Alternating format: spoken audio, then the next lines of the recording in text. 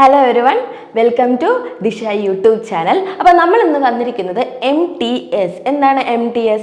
Multi tasking staff. അപ്പോൾ staff selection കമ്മീഷൻ്റെ അണ്ടറിൽ, SSCയുടെ അണ്ടറിൽ 10th ക്വാളിഫിക്കേഷനിൽ വരുന്ന എക്സാം ആണ് MTS എന്ന് പറയുന്നത്. അപ്പോൾ അതിൻ്റെ നോട്ടിഫിക്കേഷൻസ് ഉടൻ തന്നെ വരും എന്ന് നമ്മൾ പ്രതീക്ഷിക്കുന്നു. ഈ മാസം തന്നെ വരും എന്ന് എക്സ്പെക്ട് ചെയ്യുന്നു. ഓക്കെ, അപ്പോൾ CHSLൻ്റെ എക്സാംസ് ജൂലൈയിൽ സ്റ്റാർട്ട് ചെയ്യാണ്. അതോടൊപ്പം തന്നെ നമുക്കിപ്പോൾ പുതിയ അപ്ഡേറ്റ് എന്താണ്? CGLൻ്റെ നോട്ടിഫിക്കേഷൻ വന്നിട്ടുണ്ട്. അപ്പോൾ അപ്ലൈ ചെയ്യാത്തവരെ എത്രയും പെട്ടെന്ന് പോയി അപ്ലൈ ചെയ്യുക. ലാസ്റ്റ് മിനിറ്റ് വരെ വെയിറ്റ് ചെയ്യാതിരിക്കുക. സൈറ്റ് ഹാങ് ആവും, അങ്ങനെയുള്ള കുറച്ച് പ്രശ്നങ്ങൾ കാരണം ലാസ്റ്റ് മിനിറ്റ് വരെ വെയിറ്റ് ചെയ്യാതിരിക്കുക. ഓക്കെ, അപ്പോൾ ഇങ്ങനെയുള്ള എക്സാംസുകളൊക്കെ വരികയാണ്. ഇതിൻ്റെ പിറകെ MTSൻ്റെ പിറകെ NTPC തുടങ്ങിയ എക്സാമുകളെല്ലാം വരുന്നുണ്ട്. അപ്പോൾ നിങ്ങൾ പ്രിപ്പയർ ചെയ്ത് തുടങ്ങി എന്ന് വിശ്വസിക്കുന്നു. ഇനിയും പ്രിപ്പയർ ചെയ്യാത്തവരുണ്ടെങ്കിൽ എത്രയും പെട്ടെന്ന് പോയി നിങ്ങളുടെ പ്രിപ്പറേഷൻസ് സ്റ്റാർട്ട് ചെയ്തോളാം. ഓക്കെ, അപ്പോൾ നമുക്ക് വീഡിയോയിലേക്ക് പോകാം. MTSനെ പറ്റിയിട്ട് കംപ്ലീറ്റ് ഡീറ്റെയിൽസ് ആണ് ഈ വീഡിയോയിൽ പറഞ്ഞു തരുന്നത്. ഓക്കെ, നമുക്ക് വീഡിയോയിലേക്ക് പോകാം. അപ്പോൾ ആദ്യം തന്നെ നമുക്ക് MTSൽ നമ്മൾ എക്സാം എഴുതി കഴിഞ്ഞാൽ ഏതൊക്കെ ജോബിലേക്ക് കയറുന്നു അങ്ങനെയുള്ള ഒരു ഡീറ്റെയിൽ നോക്കാം. ഏതൊക്കെ ജോബാണ്? ഡ്രാഫ്റ്ററി ജോബ് ഉണ്ട്, ജമാദർ ജോബ് ഉണ്ട്, അതുപോലെ ജൂനിയർ ജസ്റ്റേറ്റ്നർ ഓപ്പറേറ്റർ, ചൗക്കിദാർ, സഫായി വാല, മാലി തുടങ്ങിയ ജോബിലേക്കാണ്, പോസ്റ്റിലേക്കാണ് നിങ്ങൾ അപ്പോയിന്റ് ചെയ്യപ്പെടുന്നത്. ഓക്കെ, അപ്പോൾ ഇത്രയും പോസ്റ്റിലേക്കൊക്കെയാണ് നിങ്ങൾ തുടങ്ങിയ പോസ്റ്റ്. ഇനിയും കുറച്ച് പോസ്റ്റ് കൂടെ ഉണ്ട്. അപ്പോൾ അത്തരം ക്ലറിക്കൽ, നോൺ ക്ലറിക്കൽ പോസ്റ്റുകളിലേക്കായിരിക്കും നിങ്ങൾ അപ്പോയിന്റ് ചെയ്യപ്പെടുന്നത്. ഓക്കെ, ഇനി അടുത്ത് നമുക്ക് സാലറി സ്കെയിൽ നോക്കാം. 18,000 to 22,000 പെർ മന്ത് ആണ് സാലറി സ്കെയിൽ എന്ന് പറയുന്നത്. പക്ഷെ ഇത് നിങ്ങളുടെ ബേസിക് സാലറി ആണ്. ഇതായിരിക്കില്ല നിങ്ങൾക്ക് ഇൻ ഹാൻഡ് കിട്ടുന്നത്. നിങ്ങൾക്ക് നിങ്ങളുടെ അലവൻസ് എല്ലാം കൂടി ചേർത്തിട്ടായിരിക്കും നിങ്ങളിൽ കിട്ടുന്നത്. അപ്പോൾ നിങ്ങൾക്ക് DNS അലവൻസ്, ട്രാവൽ അലവൻസ് തുടങ്ങിയ അലവൻസ് എല്ലാം കഴിഞ്ഞിട്ടാണ് നിങ്ങൾക്ക് ഇൻ ഹാൻഡ് സാലറി കിട്ടുന്നത്. ഓക്കെ, അപ്പോൾ ഇത് ബേസിക് സ്കെയിൽ ഓഫ് സാലറി ആണ്. ഓക്കെ ആണല്ലോ. അടുത്തതിലേക്ക് പോവാം. അടുത്തതിന് ഏജ് ലിമിറ്റ് ആണ്. ഏജ് ലിമിറ്റ് 18 to 25 ഇയേഴ്സ് ആണ് നിങ്ങളുടെ ഏജ് ലിമിറ്റ് എന്ന് പറയുന്നത്. ഇനി അഥവാ നിങ്ങൾ OBC കാറ്റഗറി ആണ് എന്നുണ്ടെങ്കിൽ നിങ്ങൾക്ക് 3 ഇയേഴ്സ് ഇളവ് വരും. അപ്പോൾ 18 to 28 ഇയേഴ്സ് വരെ നിങ്ങൾക്ക് എക്സാംസ് അറ്റൻഡ് ചെയ്യാൻ പറ്റുന്നതായിരിക്കും. ആർക്കാണ്? OBC കാറ്റഗറിക്ക്. ഇനി SC ST കാറ്റഗറിക്കാണ് എന്നുണ്ടെങ്കിൽ 5 ഇയേഴ്സ് ഇളവ് കാണും. ഓക്കെ, 5 ഇയേഴ്സ് ഇളവ് കാണും. അപ്പോൾ എത്ര വയസ്സ് വരെ? 30 ഇയേഴ്സ് വരെ നിങ്ങൾക്ക് എക്സാംസ് അറ്റൻഡ് ചെയ്യാൻ വേണ്ടി പറ്റുന്നതായിരിക്കും. നോർമലി എത്രയാണ്? 18 to 25 ആണ് എക്സാംസിന്റെ ഏജ് ലിമിറ്റ് എന്ന് പറയുന്നത്. And if you are OBC category നിങ്ങൾക്ക് 28 വയസ്സ് വരെയും, SC ST കാറ്റഗറി ആണെങ്കിൽ നിങ്ങൾക്ക് 30 ഇയേഴ്സ് വരെ എക്സാംസ് എഴുതാൻ വേണ്ടിയിട്ട് പറ്റുന്നതാണ്. ഓക്കെ, ഇനി നമുക്ക് ക്വാളിഫിക്കേഷൻ നോക്കാം. ക്വാളിഫിക്കേഷൻ ആണെങ്കിൽ ഞാൻ പറഞ്ഞു 10th ലെവൽ അല്ലെങ്കിൽ ഇക്വലന്റ് പാസ്സായാൽ മതി. അപ്പോൾ നിങ്ങൾക്ക് അതിനെപ്പറ്റി ഡീറ്റെയിൽ അറിയണമെങ്കിൽ നോട്ടിഫിക്കേഷൻ വരുന്ന സമയത്ത് നിങ്ങൾ എന്ത് ചെയ്ത് നോക്കുക? ആ PDF കറക്റ്റായിട്ട് വായിച്ചു നോക്കുക. എന്നിട്ട് വേണം നിങ്ങൾ അപ്ലൈ ചെയ്യാൻ വേണ്ടിയിട്ട്. ഓക്കെ ആണോ? അടുത്തതിലേക്ക് പോകാം. ഇനി ആപ്ലിക്കേഷൻ എങ്ങനെയാണ് കൊടുക്കേണ്ടത്? ഇനിയിപ്പോൾ നിങ്ങൾക്ക് നോട്ടിഫിക്കേഷൻ ഉടൻ തന്നെ വരും എന്ന് എക്സ്പെക്ട് ചെയ്യുന്നു. അപ്പോൾ നിങ്ങൾ എങ്ങനെ ആപ്ലിക്കേഷൻ കൊടുക്കണം? ഇതാണ് സൈറ്റ്, ഇതാണ് ഒഫീഷ്യൽ സൈറ്റ് എന്ന് പറയുന്നത്. അപ്പോൾ SSC.government.in നിങ്ങൾ കയറിയിട്ട് എന്ത് ചെയ്യുക? നിങ്ങൾ അപ്ലൈ ചെയ്യുക. ഓക്കെ, അപ്ലൈ ചെയ്യുന്ന സമയത്ത് 100 രൂപയാണ് നിങ്ങൾക്ക് എന്ത് വരുന്നത്? ഫീസ് വരുന്നത്. നോർമൽ ജനറൽ കാറ്റഗറിക്കും OBC കാറ്റഗറിക്കൊക്കെ 100 രൂപയാണ് ഫീസ് വരുന്നത്. And if you are female or SC ST category, female അല്ലെങ്കിൽ SC ST കാറ്റഗറി ആണെങ്കിൽ എന്താണ്? ഫീസ് വേണ്ട, നില്ലാണ്. ഫീസ് കൊടുക്കേണ്ട ആവശ്യമില്ല. അല്ലാത്ത പക്ഷം നിങ്ങൾക്ക് 100 rupees ഫീസ് വരുന്നതായിരിക്കും. ഓക്കെ, ഇനി എങ്ങനെയാണ് നിങ്ങൾക്ക് സെലക്ഷൻ പ്രോസസ്സ് നടക്കുന്നത്? MTSൽ നിങ്ങൾക്ക് എങ്ങനെയാണ് സെലക്ഷൻ പ്രോസസ്സ് നടക്കുന്നത്? MTS എന്ന് പറയുന്നത് CGL CHSL പോലെയൊന്നും അല്ല. ടയർ 1 ടയർ 2 എക്സാംസ്, പ്രിലിംസ് അങ്ങനെയില്ല. പ്രിലിംസ് മെയിൻസ് അങ്ങനെയില്ല. ഒറ്റ എക്സാമേ കാണുള്ളൂ. ഒറ്റ എക്സാം പേപ്പർ 1 ആയിരിക്കും. അത് MCQ ക്വസ്റ്റ്യൻസ് ആയിരിക്കും, ഒബ്ജക്റ്റീവ് ആയിരിക്കും. ആൻഡ് അതിനുശേഷം നിങ്ങൾക്ക് ഡോക്യുമെന്റ് വെരിഫിക്കേഷൻ ആയിരിക്കും. ഒറ്റ എക്സാം ആയിരിക്കും, അതിനുശേഷം ഡോക്യുമെന്റ് വെരിഫിക്കേഷൻ ആയിരിക്കും. അതിനുശേഷം നിങ്ങൾക്ക് ജോബിലേക്ക് ഡയറക്റ്റ് കയറാവുന്നതാണ്. ഓക്കെ, അപ്പോൾ അത് നോക്കുമ്പോൾ അതല്ലേ കുറച്ചുകൂടെ നല്ലത്? പെട്ടെന്ന് ജോബ് കിട്ടാൻ വേണ്ടിയിട്ട്, അതും വെറും 10th ലെവൽ എക്സാമിൽ ഒറ്റ സ്റ്റെപ്പിൽ തന്നെ നിങ്ങൾക്ക് എന്ത് ചെയ്യാൻ പറ്റും? ഒറ്റ എക്സാം എഴുതി നിങ്ങൾക്ക് ജോബിലേക്ക് കയറാൻ പറ്റും. അതൊരു സെൻട്രൽ ഗവൺമെൻറ് ജോബിലേക്ക്, നല്ലൊരു ജോബിലേക്ക് കയറാൻ വേണ്ടിയിട്ട് പറ്റും. അപ്പോൾ നല്ലൊരു പോസ്റ്റ് ഓപ്പർച്യൂണിറ്റി തന്നെ, ജോബ് ഓപ്പർച്യൂണിറ്റി തന്നെയാണ് MTSലൂടെ നിങ്ങൾക്ക് കിട്ടുന്നത്. ഇനി നമുക്ക് നോക്കാം എങ്ങനെയാണ് നിങ്ങളുടെ മാർക്കിങ്സ് പോകുന്നത്, എങ്ങനെയൊക്കെയാണ് നിങ്ങൾക്ക് എക്സാം അപ്പിയർ ചെയ്യുമ്പോൾ ഉണ്ടാകുന്നതെന്ന് നോക്കാം. അപ്പോൾ നിങ്ങൾക്ക് സെക്ഷൻ 1 സെക്ഷൻ 2 ആയിട്ടായിരിക്കും എക്സാംസ് നടത്തുന്നത്. അപ്പോൾ സെക്ഷൻ 1 വരുന്നത് ഏതൊക്കെയാണെന്ന് നോക്കിയേ. സെക്ഷൻ 1 വരുന്നത് ഒന്ന് മാത്സ് ആൻഡ് റീസണിങ്, മാത്സും റീസണിങ്ങും ആയിരിക്കും സെക്ഷൻ 1 വരുന്നത്.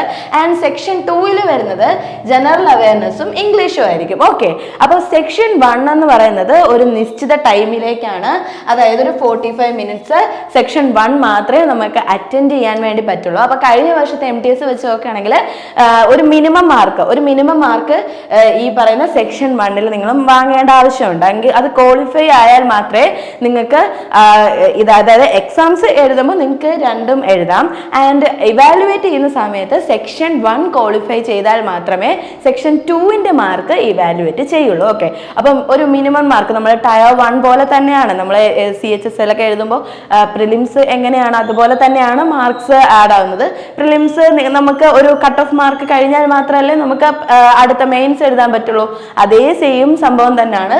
നിങ്ങൾക്ക് സെക്ഷൻ 1 ഒരു മിനിമം മാർക്ക് ഉണ്ടെങ്കിൽ മാത്രമേ മാർക്ക് ഇവാലുവേറ്റ് ചെയ്യാൻ വേണ്ടിയിട്ട് സെക്ഷൻ 2 കടക്കുള്ളൂ. അല്ലാതെ നിങ്ങൾക്ക് എക്സാം എഴുതുമ്പോൾ ഈ രണ്ട് സെക്ഷനും എഴുതാൻ വേണ്ടിയിട്ട് പറ്റുന്നതാണ്. അപ്പോൾ സെക്ഷൻ 1 കഴിഞ്ഞ വർഷം വെച്ച് നോക്കുകയാണെങ്കിൽ മാത്സിൽ 6, അതുപോലെ തന്നെ റീസണിങ്ങിൽ 6, അങ്ങനെ ഒരു 12 ക്വസ്റ്റ്യൻസ് കറക്റ്റ് ആക്കണം. അപ്പോൾ ഈച്ച് ക്വസ്റ്റ്യൻസ് 3 മാർക്സ് ആണ് ക്യാരി ചെയ്യുന്നത്. അപ്പോൾ നിങ്ങൾ എന്തായാലും ഒരു 12 ക്വസ്റ്റ്യൻസ് കറക്റ്റ് ആക്കിയിരിക്കണം ഒരു മിനിമം ക്വാളിഫിക്കേഷൻ വേണ്ടിയിട്ട്. നിങ്ങൾ ആ 12 ക്വസ്റ്റ്യൻസ് കറക്റ്റ് ആക്കിയാൽ മാത്രമേ നിങ്ങൾക്ക് അടുത്ത സെക്ഷൻ 2ന്റെ മാർക്ക് ഇവാലുവേറ്റ് ചെയ്യുള്ളൂ. ഓക്കെ, അപ്പോൾ നിങ്ങൾക്ക് എക്സാമിന് പോകുമ്പോൾ മോണിറ്ററിൽ നിങ്ങൾക്ക് സെക്ഷൻ 1 കാണും. ഒരു 45 മിനിറ്റ്സ് സെക്ഷൻ 1 മാത്രമേ നിങ്ങൾക്ക് അറ്റൻഡ് ചെയ്യാൻ വേണ്ടി പറ്റുള്ളൂ. അപ്പോൾ നിങ്ങൾക്ക് മാത്സ് റീസണിങ് ഇഷ്ടപ്പെട്ട ഫുൾ ക്വസ്റ്റ്യൻസ് അറ്റൻഡ് ചെയ്യണമെങ്കിൽ ഫുൾ ക്വസ്റ്റ്യൻസ് അറ്റൻഡ് ചെയ്യാം. നിങ്ങൾക്ക് നിങ്ങളുടെ ഇഷ്ടത്തിന് മാർക്സ് അറ്റൻഡ് ചെയ്യാൻ വേണ്ടി ക്വസ്റ്റ്യൻസ് അറ്റൻഡ് ചെയ്യാൻ വേണ്ടിയിട്ട് സാധിക്കുന്നതാണ്. ആഫ്റ്റർ 45 മിനിറ്റ്സ് സെക്ഷൻ 2 ആയിരിക്കും വരുന്നത്. സെക്ഷൻ 2 ജനറൽ അവയർനെസ്സും ഇംഗ്ലീഷും കാണും. ഇവിടെ സെക്ഷൻ 1 നെഗറ്റീവ് മാർക്സ് ഉണ്ടാകില്ല. ഓക്കെ, സെക്ഷൻ 1 നെഗറ്റീവ് മാർക്സ് ഉണ്ടാവില്ല. And section 2 negative marks 1 ഉണ്ടാവുന്നതായിരിക്കും. ഓരോ റോങ് ആൻസറിനും എന്താണ് -1 മാർക്ക് ഉണ്ടായിരിക്കുന്നതായിരിക്കും. പക്ഷെ ഒരു ക്വസ്റ്റിന് എത്ര മാർക്ക് ആയിരിക്കും? 3 മാർക്സ് ആയിരിക്കും ക്യാരി ചെയ്യുന്നത്. ആൻഡ് നിങ്ങൾ ശ്രദ്ധിക്കേണ്ട ഒരു കാര്യം, ഈ സെക്ഷൻ 2 എഴുതിയിട്ട് നിങ്ങൾക്ക് പിന്നെ സെക്ഷൻ 1 പോകാൻ പറ്റില്ല. സെക്ഷൻ 2 ഒരു 45 മിനിറ്റ്സ് കാണുന്നതായിരിക്കും. ഓക്കെ, സെക്ഷൻ 1 45 മിനിറ്റ്സ് കഴിഞ്ഞാൽ പിന്നെ നിങ്ങൾക്ക് ഇത് അറ്റൻഡ് ചെയ്യാൻ പറ്റില്ല. അതിനുശേഷം സെക്ഷൻ 2 ആണ് അറ്റൻഡ് ചെയ്യുന്നത്. ആൻഡ് അടുത്തൊരു കാര്യം എന്ന് പറഞ്ഞാൽ നിങ്ങൾക്ക് മാർക്സ് ഇവാലുവേറ്റ് ചെയ്യുമ്പോൾ നിങ്ങളുടെ കട്ട് ഓഫ് മാർക്ക് എങ്ങനെ പറയുന്നത് വെച്ച് കഴിഞ്ഞാൽ സെക്ഷൻ 2ന്റെ മാർക്ക് വെച്ചിട്ടാണ് കട്ട് ഓഫ് മാർക്ക് പറയുന്നത്. ഒന്നാമത്തെ കാര്യം, നിങ്ങൾക്ക് ഈ സെക്ഷൻ 1 ഈ 12 ക്വസ്റ്റ്യൻസ് കഴിഞ്ഞ എക്സാമിൽ 12 ക്വസ്റ്റ്യൻസ് ആയിരുന്നു. ഇനിയിപ്പോൾ നമുക്ക് നോട്ടിഫിക്കേഷൻ വരുമ്പോൾ ഒന്നുകൂടി നിങ്ങൾ കൺഫേം ചെയ്തിട്ട് വേണം നിങ്ങൾ എക്സാംസ് അറ്റൻഡ് ചെയ്യാൻ. ഓക്കെ, അപ്പോൾ നിങ്ങൾക്ക് ഇവിടെ നെഗറ്റീവ് മാർക്സ് ഒന്നും കാണില്ല. നിങ്ങൾക്ക് ഒരു 12 ക്വസ്റ്റ്യൻസ് കറക്റ്റ് ആക്കിയാൽ മതി. ബാക്കി എത്ര ക്വസ്റ്റ്യൻസ് വേണമെങ്കിലും നിങ്ങൾക്ക് അറ്റൻഡ് ചെയ്യാവുന്നതാണ്. പക്ഷേ 12 ക്വസ്റ്റ്യൻസ് നിങ്ങൾ ഉറപ്പായിട്ടും കറക്റ്റ് ആക്കിയിരിക്കണം. എങ്ങനെ കറക്റ്റ് ആക്കിയാൽ മാത്രമേ അവർ ഇവാലുവേറ്റ് അടുത്ത സെക്ഷൻ 2ന്റെ മാർക്ക് ഇവാലുവേറ്റ് ചെയ്യുള്ളൂ. ഇഫ് ഇവിടെ 12 ക്വസ്റ്റ്യൻസ് കറക്റ്റ് അല്ല എന്നുണ്ടെങ്കിൽ സെക്ഷൻ 2ന്റെ മാർക്ക് അവരെന്ത് ചെയ്യില്ല, ഇവാലുവേറ്റ് ചെയ്യില്ല. ഓക്കെ, അപ്പോൾ സെക്ഷൻ 1 നിങ്ങൾ പാസ്സായി, അവിടെ 12 ക്വസ്റ്റ്യൻസ് കറക്റ്റ് ആയിട്ടുണ്ട്. അപ്പോൾ നിങ്ങൾ സെക്ഷൻ 2 വരും. ഈ സെക്ഷൻ 2ന്റെ മാർക്ക് മാത്രമേ കട്ട് ഓഫ് മാർക്കിലേക്ക് എന്ത് ചെയ്യപ്പെടുള്ളൂ, പ്രോസസ് ചെയ്യപ്പെടുള്ളൂ. സെക്ഷൻ 2ന്റെ മാർക്കാണ് നിങ്ങൾക്ക് കട്ട് ഓഫ് മാർക്കായിട്ട് പറയുന്നത്. ഓക്കെ, നിങ്ങൾക്ക് സെക്ഷൻ 2 എത്ര മാർക്ക് കിട്ടുന്നോ അതാണ് നിങ്ങൾ കട്ട് ഓഫ് മാർക്കുമായിട്ട് കമ്പയർ ചെയ്യേണ്ടത്. ഇത്രയും കാര്യങ്ങളൊക്കെ ആണോ? ഓക്കെ, ഇനി നോക്കിയേ, നിങ്ങൾക്ക് ന്യൂമറിക്കൽ എബിലിറ്റിയിൽ 20 ക്വസ്റ്റ്യൻസ് കാണും. അതുപോലെ റീസണിങ് 20 ക്വസ്റ്റ്യൻസ് കാണും. ടോട്ടൽ നിങ്ങൾക്ക് 40 ക്വസ്റ്റ്യൻസ് ആയിരിക്കും സെക്ഷൻ 1 വരുന്നത്. ആൻഡ് സെക്ഷൻ 2 നോക്കുകയാണെങ്കിൽ ജനറൽ അവയർനെസ് 25 ക്വസ്റ്റ്യൻസ് കാണും. അതുപോലെ ഇംഗ്ലീഷിന് 25 ക്വസ്റ്റ്യൻസ് കാണും. ടോട്ടൽ 50 ക്വസ്റ്റ്യൻസ് ആയിരിക്കും നിങ്ങൾക്ക് സെക്ഷൻ 2 വരുന്നത്. പക്ഷേ ആ ക്വസ്റ്റ്യൻസിന്റെ എല്ലാത്തിൻ്റെ സമയം എന്തായിരിക്കും? സെയിം ആണ്, 45 മിനിറ്റ്സ് ആണ് ഓരോ സെക്ഷനും നിങ്ങൾക്ക് ഉണ്ടായിരിക്കുക.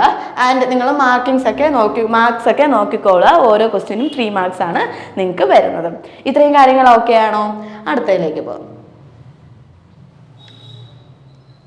ഓക്കെ, ഇനി നമുക്ക് സിലബസിലേക്ക് പോവാം. നിങ്ങൾക്ക് ആദ്യം നോക്കുന്നത് ഇംഗ്ലീഷ് ലാംഗ്വേജിലെ ഈ പറയുന്ന സിലബസുകളാണ് നിങ്ങൾ കവർ ചെയ്യേണ്ടത്.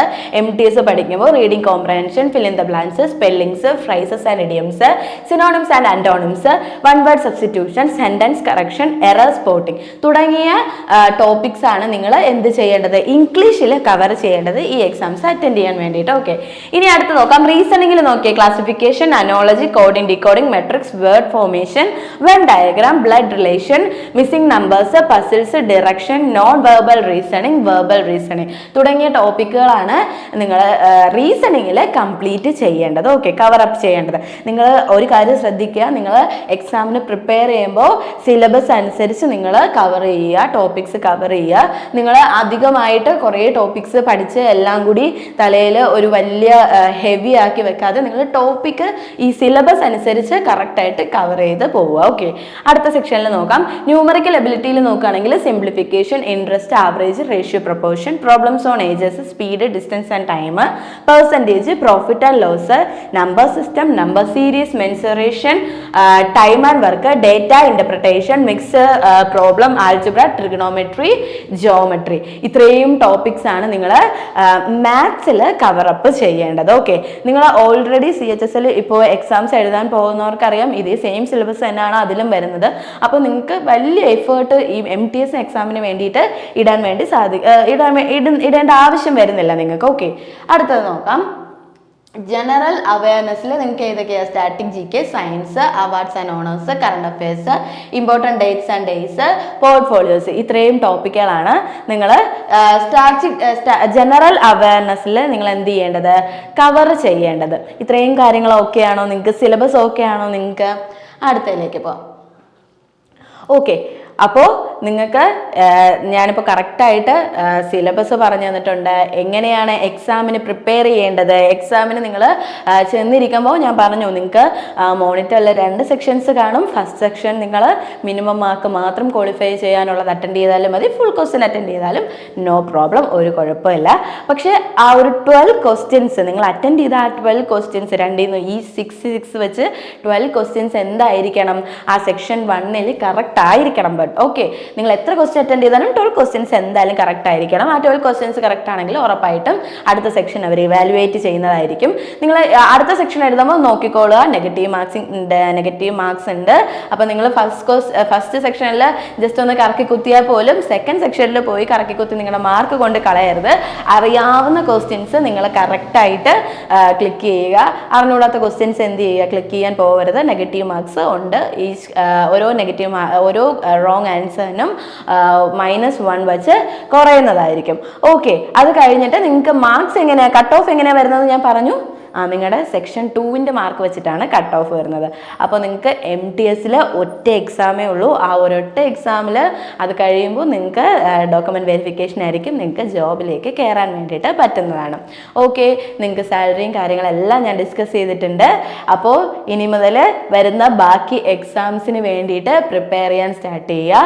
അതുപോലെ തന്നെ നിങ്ങൾ എത്രയും പെട്ടെന്ന് CGL മറക്കാതെ അപ്ലൈ ചെയ്യുക. ഓക്കെ, ലാസ്റ്റ് മിനിറ്റ് വരെ വെയിറ്റ് ചെയ്ത് CGL എത്രയും പെട്ടെന്ന് തന്നെ അപ്ലൈ ചെയ്യുക. ഇനി വരുന്ന CHSL എക്സാമിനൊക്കെ നിങ്ങൾക്ക് നല്ല രീതിക്ക് എക്സാംസ് അറ്റൻഡ് ചെയ്യാൻ പറ്റട്ടെ, നല്ല രീതിക്ക് പെർഫോം ചെയ്യാൻ പറ്റട്ടെ. അതുപോലെ തന്നെ MTSും നിങ്ങൾക്ക് കിട്ടട്ടെ എന്ന് ആശംസിക്കുന്നു. And hope you well. Thank U.